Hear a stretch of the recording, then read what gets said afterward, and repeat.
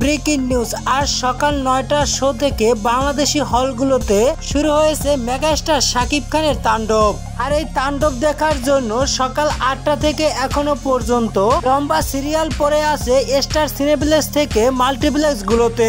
শাকিব খানের দিন যে শেষ হয়ে যায়নি, আবার নতুন করে শুরু হয়েছে, সেটা আবারও প্রমাণ করে দিয়েছেন সাকিবিয়ান তথা সাকিব ভক্ত ও সাকিব সিনেমাপ্রেমী মানুষরা। তাণ্ডবের প্রথম শোতে রেকর্ড ভাঙলো বরবাদের। শাকিব খানেরই বরবাদ সিনেমার প্রথম শোতে যে দর্শক ছিল তার চেয়ে ৩ গুণ দর্শক এবার দেখা গিয়েছে তাণ্ডব সিনেমার প্রথম শোতে। ১৭০টি হলের মধ্যে শাকিব খানের তাণ্ডব চলছে ১৪০টি হলে। জানা যায় এই ১৪০টি হলে অগ্রিম কয়েকটি শোর টিকিট বুকিং হয়ে আছে। সকাল থেকে সেই দেওয়া লম্বা সিরিয়াল এখনো পর্যন্ত রয়েছে। যারা প্রথম শোতে তাণ্ডব সিনেমা দেখেছে তারা বিরতির মধ্যে পোস্টে লিখেছেন, এর মতো সিনেমা আর বাংলা চলচ্চিত্রে এর আগে হয়নি। শাকিব খানের রেকর্ড যে শাকিব খান বরাবরই ভেঙে ফেলে, সেটা আবারও প্রমাণ করে দিল রায়হান রাফি এবং শাকিব খান জুটি।